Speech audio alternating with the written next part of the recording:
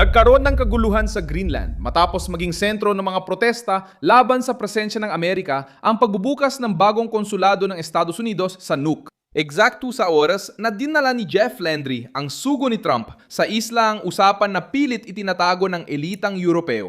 Ang Arctic ay sentro ng tunggalian sa kapangyarihan, depensa, mga kritikal na mineral, estratehikong ruta at pandaigdigang impluensya. Ngayong Biyernes, Mayo 22, 2026, nagmamadali ang kaliwa na atakihin si Trump. Pero ang ingay sa kalsada ay may mas malalim na ibig sabihin. Namuling ituon ng Washington ang pansin nito sa Greenland ng matindi, nagpanik ang Denmark, mga lokal na politiko at mga grupong kontra Trump. Dahil napansin nila na ang isla na yon na puno ng yelo na dati tinatrato lang bilang nakalimutang teritoryo ay naging isa sa pinakamahalagang piraso sa laro, laban sa Russia at China. Kung diplomatiko lang ang pagbisita, bakit nagpanik ang marami nang ilagay ni Trump ang Greenland sa gitna ng mapa? Ano ang ibinunyag ni Trump sa Greenland? Ano ang nagpakaba sa elitang Europeo? Bakit sumiklab ang mga protesta ngayon lang? Paano naging bagong larangan ng panggigipit laban sa Russia, China at lumang burokrasya ng Europa ang tunggalian sa Arctic? Ikukuwento ko yan pero ngayon siguradong gusto mong mag-subscribe para manatiling updated at makatanggap ng real-time na impormasyon sa mataas na kalidad ng pamamahayag. Sa kredibilidad, Milson Alves, ang malinaw na katotohanan, hindi basta naging balita ang Greenland. Dumating sa Nuuk si Jeff Landry, espesyal na sugo ni Trump at gobernador ng Louisiana para sa event na Future Greenland, isang kumperensya sa negosyo, pamumuhunan at kinabukasang ekonomiko ng isla. Sinuring ng mga kalaban ng pagbisita bilang pang-udyok pero nagbukas ito ng tanong na ayaw sagutin ng kahit sino. Kung mahalaga ang Greenland sa seguridad ng Hilagang Atlantiko, bakit matagal itong itinuring ng elitang Europeo na isang teritoryong malayo, malamig at mag-inhawa para sa kanila? Ipinahayag ni Landry ang pagkailang at sinabi niyang bago si Trump, hindi pinapansin ng Estados Unidos ang Greenland. Nainis ang kalaban sa sinabi niya, pero nabunyag ang isang totoong sugat. Ang isla ay may estratehikong posisyon militar, nasa sentro ng mga bagong ruta sa Arctic at may mga yamang mahalaga para sa industriya ng depensa, teknolohiya at enerhiya. Kapag iginigit ni Trump ang paksang ito, hindi lang niya tinutukoy ang isang karaniwang isla.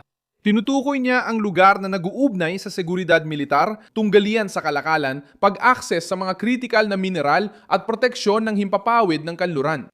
Lumakas ang reaksyon ng mga lokal dahil naging pisikal na simbolo na sa kabisera ang presensya ng Amerika, hindi na lang usap-usapan. Ang mas malaking konsulado pagbisita ni Landry, pahayag na muling iginigiit ng Washington ang impluensya nito sa Greenland at pag-alala sa naunang pahayag ni Trump tungkol sa teritoryo ay nagdulot ng matinding tensyon. Iniulat ng The Guardian ang mga protesta matapos sabihin ni Landry na dapat muling ipakita ng Estados Unidos ang presensya nila sa Greenland. Sa gitna ng mga batikos tungkol sa posibleng pagpapalawak ng militar, bukod pa sa base ng Pituffik at tungkol sa interes ng Amerika sa estratehikong lokasyon at mga rare earth ng isla, diyan lumilitaw ang takot. Hindi lang ito ang takot ng nagpoprotestang sumisigaw sa kalsada. Ito rin ang takot ng elitang pampulitika na alam na pinilit ni Trump ang tamang usapan. Ang Greenland ay may halos 57,000 naninirahan. Isang semi-autonomong teritoryo na konektado sa Denmark at may aktibong base militar ng US. Sa kabila nito, matagal na umiikot ang usapan sa diplomatikong wika, malamig na pahayag, pangakong kooperasyon at kakaunting aksyon. Ang base ng Pituffik ang sentro at pangunahing presensya ng militar sa laro. Amerikano sa Greenland may tungkulin sa maagang babala sa misil, depensa at pagbantay sa kalawakan. Inilarawan ng Associated Press ang Pituffik bilang ang pinakahilagang pasilidad ng kagawaran ng depensa ng Estados Unidos na itinatag sa ilalim ng kasunduang pangdepensa noong 1951 sa pagitan ng Washington at Copenhagen. May mahalagang papel para sa Estados Unidos at para sa NATO. Ito ang dahilan kung bakit nakakatakot ang usapan para sa maraming tao. Hindi lang tungkol sa watawat ang Greenland. Plataporma ito ng pagmamasid sa Arctic, abanting depensa sa Hilagang Atlantiko at rehiyong lalong mahalaga abang umaatras ang yelo, lumalago ang rutang pandagat at hinahanap ng mga karibal ang akses sa yaman. Mas gusto ng kaliwa gawing simple ang issue sa Trump na gustong bilhin ang Greenland dahil madali itong gawing katatawanan. Pero may mas malaking tanong, sino ang mamumuno sa Arctic sa mga susunod na dekada? Pinatibay pa ito ng isyu ng mineral. Iniulat ng Reuters na ang Greenland ay mayaman sa mga mineral, langis at natural na gas. At ayon sa isang pag-aaral noong 2023 na tukoy ang presensya ng 25 sa 34 na mineral na itinuturing na critical na hilaw na materyales ng Komisyon ng Europa. Sa isa pang ulat, binigyang diin ng ahensya na nakikita ni Trump ang Greenland bilang isang estratehikong asset dahil sa lokasyon nito at sa mga yaman sa ilalim ng yelo, kabilang ang ginto at mga rare earth na ginagamit sa mga produktong technological. Binabago ng impormasyong ito ang bigat ng mga protesta. Kapag sinasabi ng mga nagpoprotesta na ang Greenland ay pag-aari ng mga taga-Greenland, ang tinutukoy nila ay soberanya. Pero kapag tinitingnan ng mga gobyerno at mamumuhunan ng isla, nakikita nilang enerhiya, depensa, teknolohiya, mga mineral at rutang pandagat. Kapag inilalagay ni Trump ang Estados Unidos sa sentro ng usapan, napipilitan ng Denmark, Greenland at mga kaalyado ng NATO na lumabas sa kanilang comfort zone. Ang dating itinuturing na malayang usapin ay naging isang kadyat na issue. Pati ang China ay kasali na rin sa usapang ito, kahit na maraming tao ang nagkukunyaring hindi sila kasali.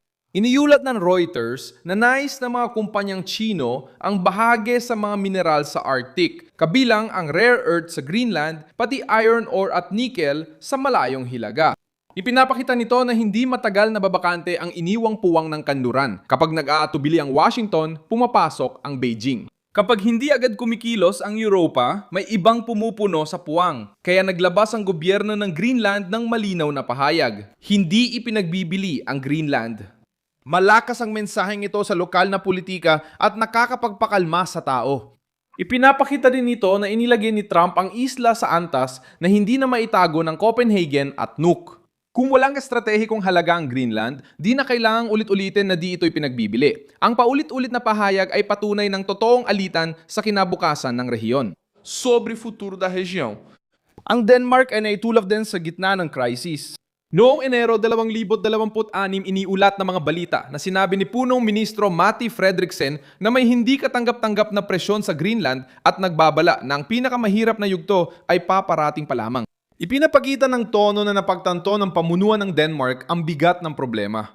Inilantad ni Trump ang issue at iniharap ang ugnayan ng US, Denmark, Greenland at NATO sa harap ng opinyong publiko. Binanggit sa balita si Clifford Stanley, isang Amerikano na nangangalap ng pirma para suportahan ang pagbabayad ng $200,000 upang pumayag ang mga Greenlander na mapasama sa Estados Unidos.